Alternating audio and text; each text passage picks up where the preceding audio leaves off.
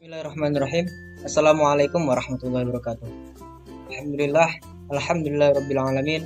Wassalatu wassalamu ala asrofil anbiya'i wal mursalin wa ala alihi wa sahbihi rasulillahi ajma'in. Rabbi shrah li sadri wa yassir li amri wahlul 'uqdatam min lisani yafqahu qawli. Perkenalkan, nama saya Wisnu Agusna, NIM 12050112006 dari kelas 3G dengan mata kuliah basis data. Nah, di sini saya akan mengerjakan ujian tengah semester ganjil 2021-2022 program studi Teknik Informatika Fakultas Sains dan Teknologi Universitas Islam Negeri Sultan Syarif Qasim Riau. Nah, di sini ada dua faktor, yaitu ada faktor penjualan dan faktor pembelian. Nah, tugasnya di sini adalah proses normalisasi, conceptual modeling, logical modeling, physical modeling, kemudian mengimplementasikan fisik yang dihasilkan dalam perintah DDL menggunakan aplikasi SQL+, lalu kemudian isikan beberapa data ke dalam salah satu tabel, dan yang terakhir membuat penjelasan beberapa contoh perintah seleksi data. Nah, baiklah, ini saya akan mulai dari faktor penjualan. Nah, pertama itu faktor penjualan. Di sini kita harus melakukan yang namanya proses normalisasi. Nah, di sini kita lihat untuk faktornya seperti ini. Ada faktor penjualan, ada nomor fakturnya, tanggal, lalu ada pada atau customernya, lalu alamat, dan ini adalah tabel barangnya. Seperti itu. Nah, setelah kita lihat fakturnya, kita akan membuat yang namanya unnormalized form atau universal table. Nah, universal table ini adalah tabel yang memuat semua isi dari faktor ini. Nah, itu. Di sini kita lihat ada nomor fakturnya, ada tanggal, ada customernya, ada alamat, ada barang, sampai totalnya. Nah, setelah kita membuat yang namanya unnormalized form, kita akan lanjut ke first normal form atau normalisasi yang pertama. Nah, untuk normalisasi pertama ada beberapa peraturannya, yaitu setiap atribut name, setiap atributnya itu harus unik. Lalu setiap atribut harus value-nya itu harus single, tidak boleh double. Dan kemudian setelah setiap baris itu harus berbeda, tidak boleh ada data yang berulang. Nah, setelah kita lihat, setelah kita lihat datanya, kita juga akan harus memilih primary key-nya. Nah, di sini kita lihat primary key-nya ada nomor faktur, dan ini ada kode barang. Nah, kita buat seperti ini. Kita buat tabel faktur dan tabel barang. Nah, setelah kita membuat primary key-nya, kita harus melihat juga atribut-atribut lain, atribut mana yang bergantung dengan primary key nomor faktur, dan atribut mana yang bergantung dengan primary key kode barang. Nah, seperti itu. Setelah kita tahu, lalu kita satukan. Setelah itu kita akan masuk ke normalisasi yang kedua. Di normalisasi yang kedua itu ada beberapa peraturan juga. Yang pertama harus sudah menjadi normalisasi yang pertama. Nah, normalisasi yang pertama sudah jadi, lalu semua atribut yang bukan primary key harus tergantung dengan primary key. Semua atribut yang bukan primary key harus bergantung dengan primary key. Kita lihat di sini atributnya yang bukan primary key sudah bergantung pada primary key-nya, yaitu nomor faktur, dan ini bukan primary key bergantung pada primary key-nya kode barang. Nah, setelah itu kita akan lakukan lagi adalah memisahkan menjadi beberapa tabel lagi. Nah, di sini kita lihat nomor normalisasi yang kedua. Ini ada kita buat tabel faktur, tabel barang, dan tabel customer. Ini tabel customer ini kita buat baru karena biasanya customer itu memiliki primary key sendiri. Jadi kita buat primary key-nya di sini untuk membedakan juga dan menambah tabelnya. Setelah itu kita masuk ke normalisasi yang ketiga. Nah, di normalisasi yang ketiga ini ada peraturan juga. Yang pertama harus sudah menjadi normalisasi yang kedua. Normalisasi yang kedua sudah jadi. Lalu semua atribut yang bukan primary key tidak boleh bergantung pada atribut lain yang bukan primary key. Nah, di sini kita lihat, coba ada nggak atribut-atribut lain ini yang bergantung tapi bukan cuma ke primary key tapi bergantung juga ke atribut lain ini. Misalnya kita lihat di sini ada kuantitas. Ini kuantitas, di sini kita lihat dia bergantung dengan barang apa aja. Misalnya kita mau beli barang apa aja gitu kan. Nah, itu kuantitasnya terserah kita mau beli berapa sesuai dengan barang yang kita mau. Lalu piece ini juga bergantung dengan kuantitas, dan harga satuan ini juga bergantung dengan kuantitasnya. Kuantitasnya berapa, maka harganya segini gitu. Lalu karena di sini kita lihat ada yang bergantung kepada primary key yang bukan primary key, maka kita akan memisahkannya. Di sini kita pisahkan. Nah, yang kita lihat yang awalnya seperti ini, kita pisahkan menjadi 3 tabel seperti ini. Nah, setelah ini selesai, maka normalisasi yang ketiga sudah selesai.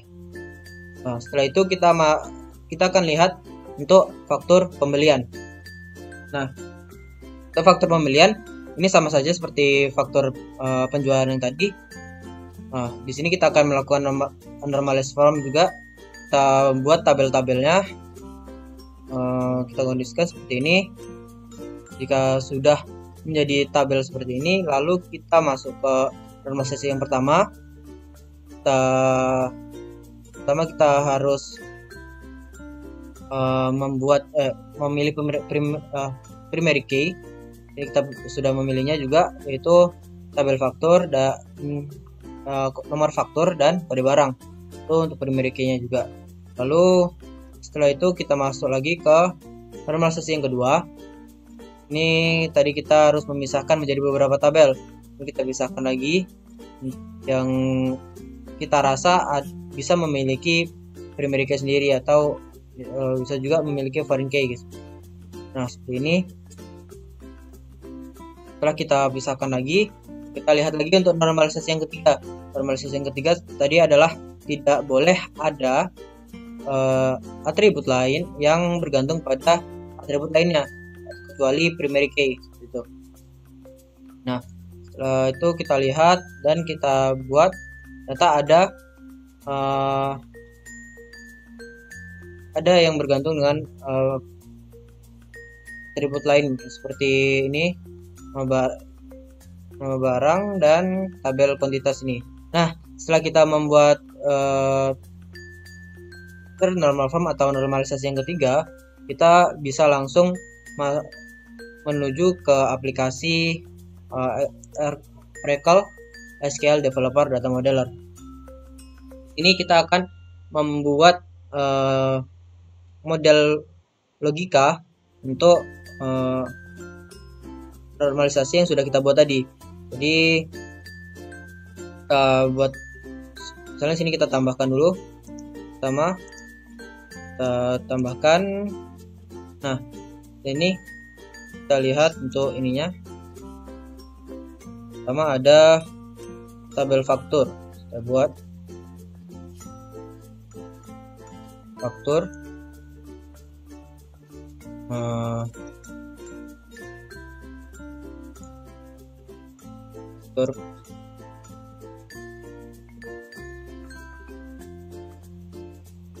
Faktur pembelian. Lalu di sini kita masukkan atributnya. Ini kita tambahkan. Untuk atribut yang pertama kita lihat lagi isinya adalah nomor faktur. Lalu ada tanggal, supplier kepada salesman dan total. Ini ada nomor faktur. Nomor faktur. Kita buat logical. Lalu di sini kita masukkan varchar. Kita buat di sini misalnya 25. Lalu di sini karena nomor faktur adalah primary UID, jadi kita buat sini primary UID. Nah, setelah jadi kita tambahkan lagi atribut yang lainnya. kita lihat ada tanggal.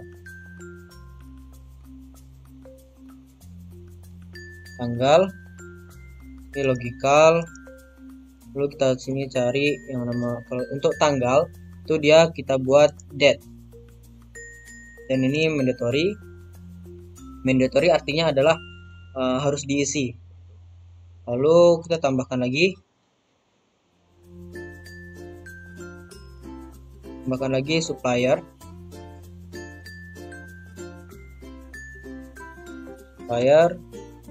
Ini kita logikal. Karena supplier kita belum tahu, jadi di sini kita unknown saja. Lalu tambahkan lagi kepada. Di sini berarti maksudnya adalah nama itunya kita bisa saja kepada gitu ya. Sini logikal varchar.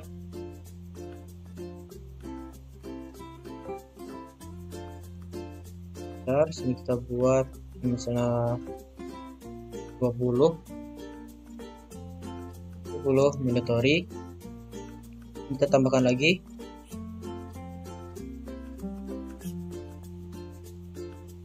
ini salesman.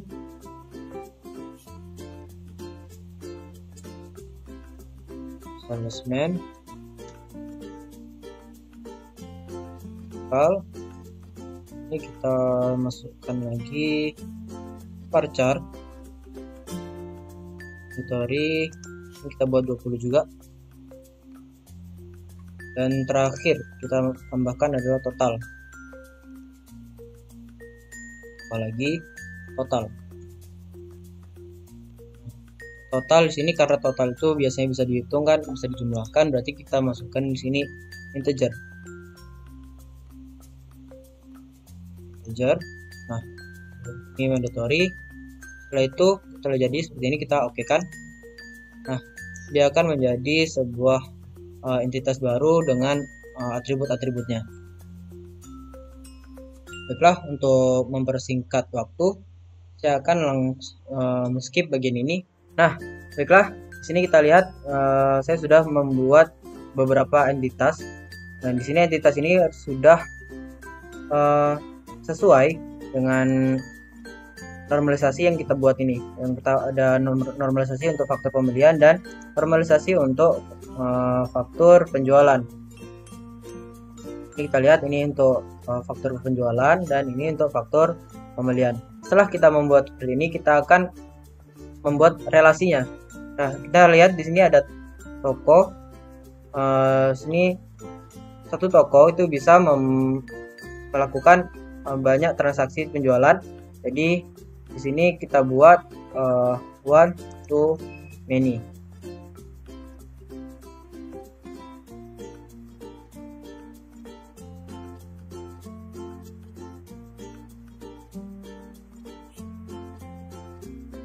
Versi pertama kita buat one to many. Kan?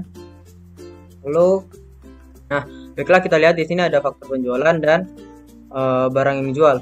Nah, jika kita lihat di sini untuk relasinya adalah satu faktor itu bisa untuk menampung banyak barang yang dijual. Jadi kita buat sini one to many.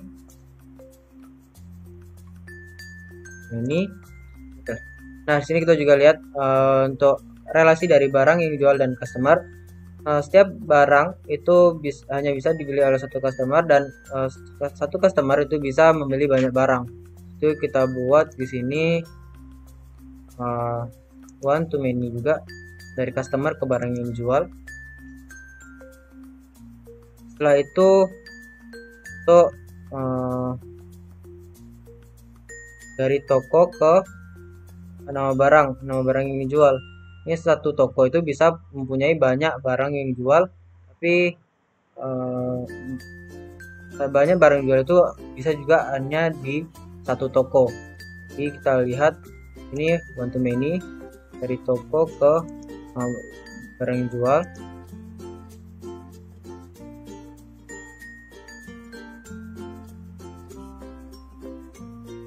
Baiklah, untuk mempersingkat waktu saya akan men-skip bagian ini. Nah, baiklah, sini kita lihat sudah jadi untuk relasinya. Setelah jadi relasinya seperti ini, kita akan langsung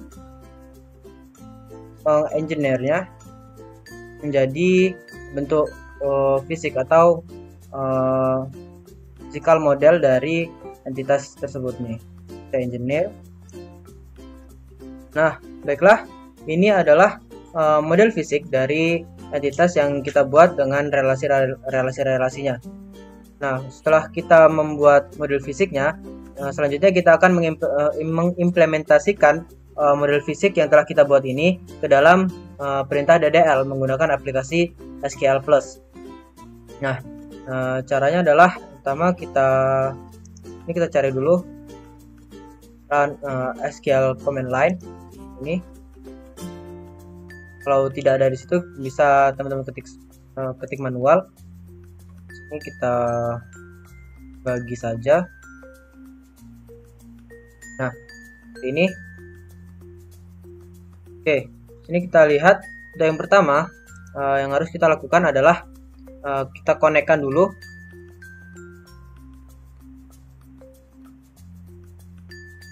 Konekkan sistemnya dengan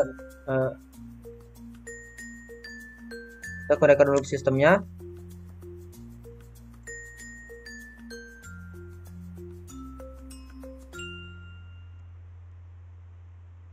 Nah, setelah itu kita masukkan password. Nah, password di sini adalah password teman-teman semua yang pas awal mendownload atau pas awal menginstal aplikasi Oracle Express.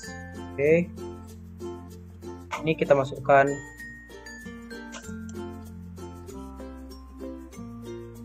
Nah, setelah connected, selanjutnya kita akan membuat yang namanya adalah user.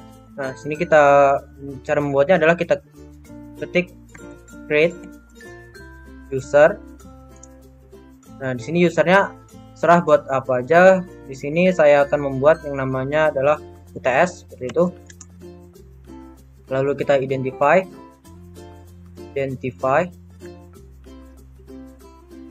Setelah identified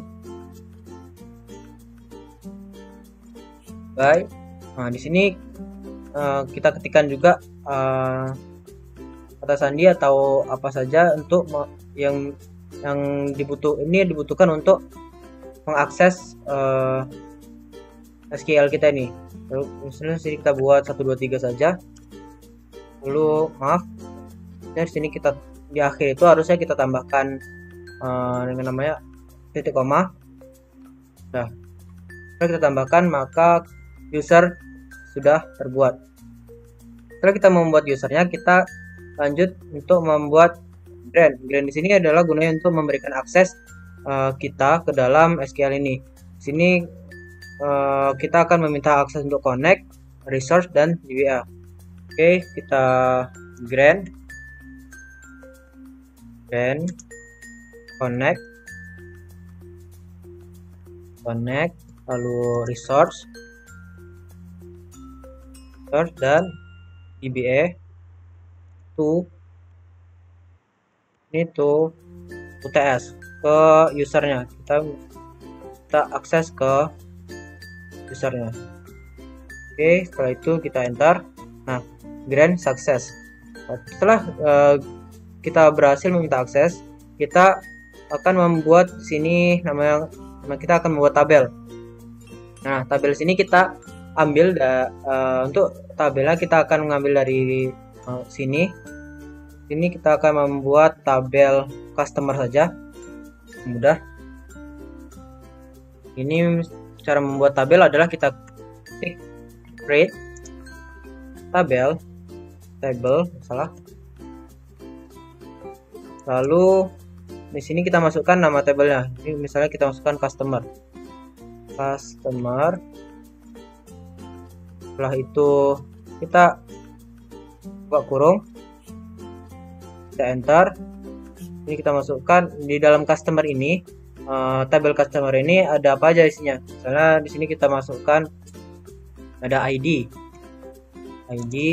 Sini ID-nya kita buat varchar. varchar, lalu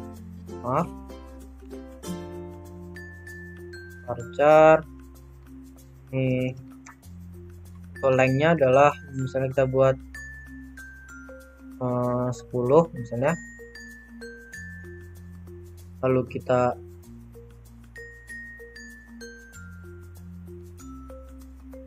kasih koma,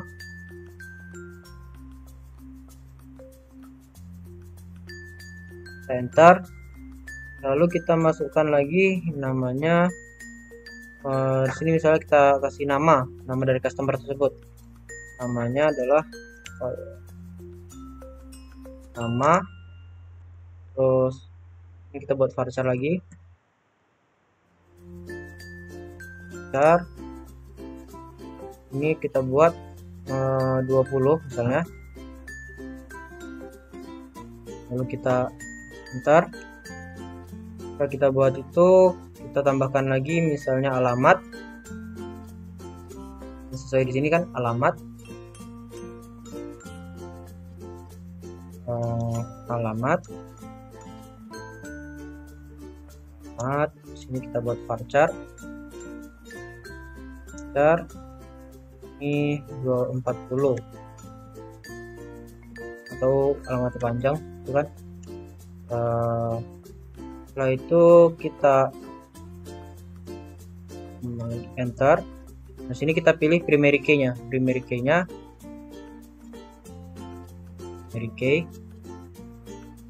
itu adalah ID. Kita buat primary key-nya ID. Setelah itu kita enter lagi. Ini kita tutup kurung lagi. Kita kasih koma dan kita enter. Nah, maka table created. Tabel sudah berhasil kita buat. Nah, setelah tabel berhasil kita buat, di sini tugas kita adalah memasukkan data-data yang ingin kita masukkan ke dalam tabel tersebut. Misalnya di sini kita akan cara untuk memasukkan datanya adalah kita harus mengetikkan insert into dari tabel, nama tabelnya itu apa, kita masuk. Ini nama tabelnya adalah customer,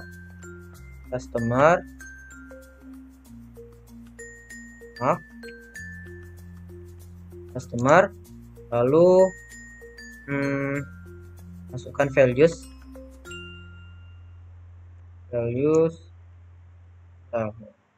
kurung, kita tanda petik. Sini kita lihat dulu. Untuk yang pertama adalah ID-nya itu lengthnya 10, berarti misalnya kita buat 1 2 3 4 5 6 7 8 9, itu aja. Lalu kita masukkan nama, ini kita kasih koma dulu, koma, tanda petik lagi, namanya siapa, misalnya sini Wisnu, lalu kita Agusna ya, panjang, koma, lalu masukkan lagi untuk alamatnya misalnya Jalan Bangun Karya,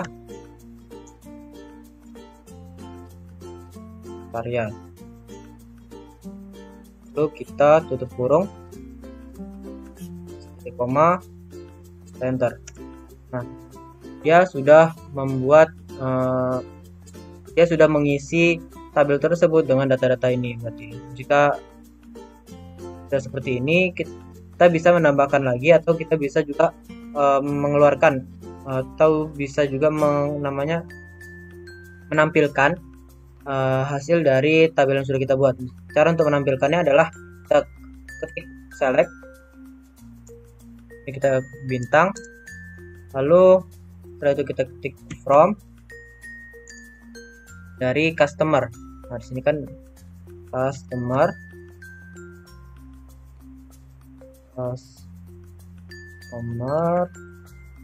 lalu kita bentar. Nah, sini sudah jadi ID-nya, ini nama, alamat, ini adalah tabel yang sudah kita buat. Nah, untuk menambahnya kita hanya perlu copy ini kita copy, lalu kita masukkan ke sini, tinggal kita ubah saja ininya, isinya. Misalnya ini ganti lagi jadi jalan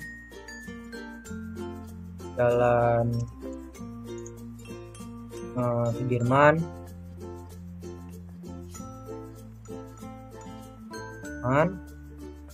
ini namanya kita ubah juga, misalnya jadi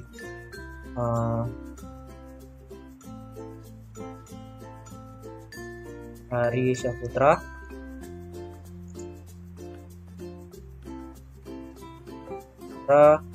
Lalu ini untuk ID-nya kita rubah juga, karena jadi 987654321. Itu setelah selesai kita tambahkan titik koma di akhir, koma dan enter. Nah, kita sudah membuat lagi kita sudah mengisi lagi satu baris data seperti itu.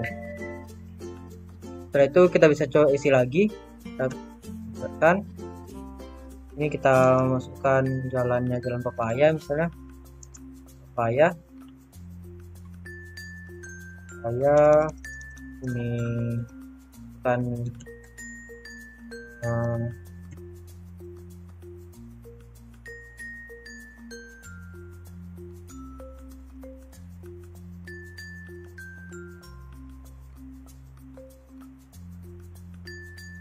nah, setelah itu kita enter.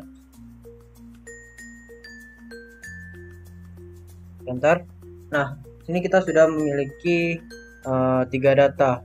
Kita select dulu, kita lihat datanya. Select bintang from customer. Nah, datanya seperti ini. Nah, setelah data jadi seperti ini, kita juga bisa menyeleksi data mana aja mau kita ambil atau data mana saja mau kita tampilkan. Misalnya di sini kita menampilkan ID-nya saja gitu kan. Ini caranya adalah kita select ID, kita ketik ID-nya, ID, lalu kita buat sini adalah from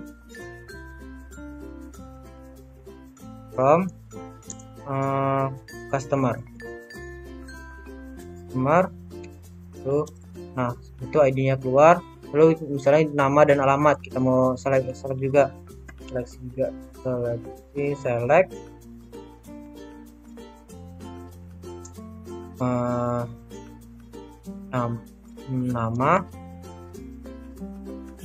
nama ini koma. Kalau misalnya kita menambahkan atau menyeleksi 2 data, kita kasih koma, dan alamat kita buat alamat ini kita from customer,